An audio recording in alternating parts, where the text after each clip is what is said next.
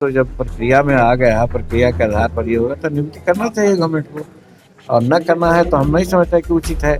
इसलिए हम इन कर्मचारियों का जिनको की आज मांग है या करना चाहते हैं, हम 100% उनके साथ हैं। अगर हमारी सरकार होती तो यहाँ आने की जरूरत नहीं थी, पहले ही हम सब कर लेते। बिहार के पूर्व मुख्यमंत्री हम सुप्रीमो जीतनराम मांझी हर मंगलवार को जनता दरबार लगा रहे हैं और इसी के क्रम में आज मंगलवार का दिन है, जनता दरबार लगा रहे हैं। देख सकते हैं फरियादियों से फरियाद सुन रहे हैं और सीधे इनसे बात करेंगे कि किन तरीके की समस्या डायरेक्ट आ रही है, क्योंकि लगातार जो फरियादी हैं वो पहुंच रहे हैं। बिहार के मुख्यमंत्री नीतीश कुमार भी जनता दरबार लगा रहे हैं, ऐसे में तमाम लोग यहाँ पहुंच रहे।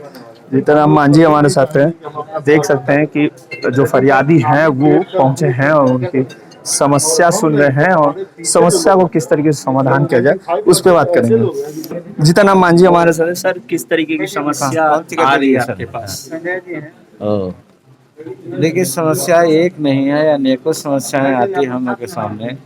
कहीं पर भूमि जो है क्या कहते हैं हड़प्पा हुआ है उसकी बात आती है, ज़्यादातर के भूमि संबंधी बात आती है। और हमको बड़ा संतोष हो रहा है कि शेड्यूल कास्ट के लोग जो सबसे दबे हुए थे, जमीन से मतलब ही नहीं था, अब जब जमीन से मतलब हुआ, नीतीश कुमार के कार्यक्रमों से सब प्रभावित हुए हैं और अपनी चीज खोज रहे हैं, तो देख रहे हैं कि एक बवाल सा मच गया है यहाँ पर।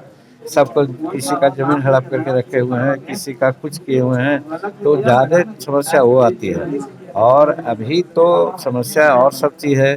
अब मान लीजिए कि हमारे पास जो अस्थायी संविदा पर बहाल है, उनका भी मुकदमा आता है मेरे पास।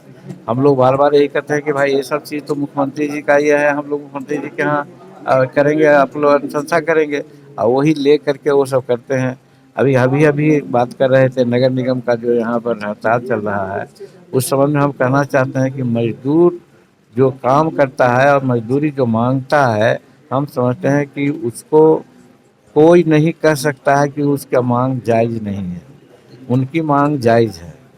लेकिन ये भी हम कहना चाहते हैं कि जो जनहित की जो बातें हैं, जन पे समस्याएं आती है, वो समस्या न उत्पन्न हो और उनकी समस्या का समाधान हो।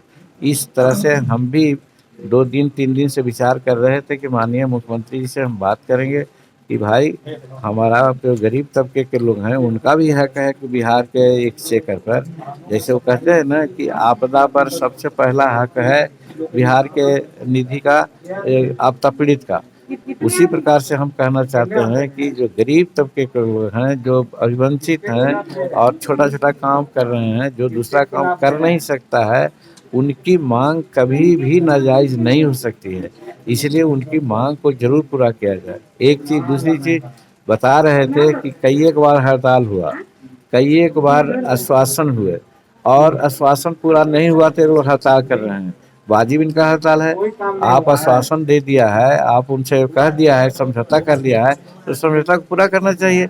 तो हम इस बात को माननीय मुख्यमंत्री से आज कल परसों हम बात करेंगे कि उन लोगों से समझौता पर बात कीजिए। पीछे में जो समझौता हुआ वही तो मांग रहे हैं कि इम्प्लीमेंट किया जाए, नई बात तो कोई है नहीं। तो उन बातों को आप कीजिए। जो एक दो ऐसा है जो न करने लायक है, बाद में करने लायक है, तो आश्वासन दीजिए कि साल भर में 6 महीना में हम कर देंगे। लेकिन बाकी समझौता जो हो गया था जिस शर्त पर, उस शर्त को तो निश्चित पूरा कीजिए। और ये सभी के पक्ष में होगा, सरकार के पक्ष में होगा और जनता के पक्ष में होगा। इसलिए ये हड़ताल जो है हम समझते हैं कि नाजायज नहीं है। इनकी मांगे एकदम ठीक है।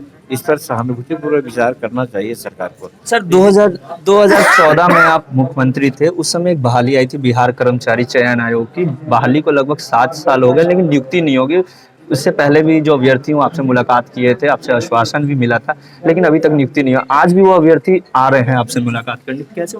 देखिए, हम अपने समय में जो भी काम कर रहे थे, हम कोई काम लटकाने की बात नहीं कर रहे थे। हम बना लिया था कि जून 2015 तक जितनी भी समस्याएं हैं सबको हम सुलझा लेंगे। चाहे जमीन का मामला हो, चाहे अपॉइंटमेंट का मामला हो, संविदा पर जो काम कर रहे हैं उनकी मामला हो। हमारा एकदम क्लियर कंसेप्शन था कि संविदा पर कोई रखने की जरूरत नहीं है, सबको परमानेंट कर दिए। जरूरत है तब तो संविदा पर आप निकाले हैं, तो फिर क्यों उनको हटाते हैं? लेकिन सर, अभी अभी तक नियुक्ति नहीं लेकिन हुई। हाँ, तो इसी तरह से जब बात हुई है, तो जब प्रक्रिया में आ गया, प्रक्रिया के आधार पर ये होगा तो नियुक्ति करना चाहिए गवर्नमेंट को। और न करना है तो हम नहीं समझते कि उचित है। इसलिए हम इन कर्मचारियों का जिनको कि आज मांग है या करना चाहते हैं, हम 100% उनके साथ हैं और आउट ऑफ वे हम करना चाहते हैं। अगर हमारी सरकार होती तो यहाँ आने की जरूरत नहीं थी, पहले ही हम सब कर लेते। लेकिन ये चीज़ तो करने से फायदा है नहीं। अभी जो हैं उनको करना चाहिए और उनसे हम भी आग्रह करते हैं इन कर्मचारियों के बदले कि इस पर आप विचार कीजिए और विचार ही नहीं कीजिए बल्कि इनको अनुपालित कीजिए। तो देख सकते हैं जीतन राम मांझी थे हमारे साथ और इनका कहना था कि बिहार कर्मचारी चयन आयोग के जो अभ्यर्थी हैं वो उनके साथ हम सुप्रीमो जीतन राम मांझी हैं। आपको बता दूं कि 2014 का वैकेंसी था, बहाली निकला था और लगभग 7 साल हो चुके हैं लेकिन नियुक्ति अभी तक नहीं हुई। अभ्यर्थी लगातार सड़क पर प्रदर्शन करते हैं लेकिन जीतन राम मांझी का साफ शब्दों में कहना है कि हमारी सरकार में जो भी बहाली निकली थी उसको हम 2015 तक कंप्लीट करने की कोशिश की। हालांकि हमारी जो सरकार है, हम ज़्यादा दिन मुख्यमंत्री नहीं रहे लेकिन हम उनके साथ हैं और जो भी बहाली निकली है उनकी नियुक्ति होनी चाहिए। देखने वाली बात है जहां जीतन राम मांझी साफ शब्दों में कह रहे हैं कि उनकी नियुक्ति होनी चाहिए। क्या बिहार सरकार उनकी नियुक्ति करती है और करती भी है तो कब तक करती है? इससे जुड़ी तमाम अपडेट लाइव बिहार देते रहेगा। अभी के लिए इतना ही, नमस्कार। लाइव बिहार यूट्यूब पर सब्सक्राइब और फेसबुक पर लाइक जरूर करें।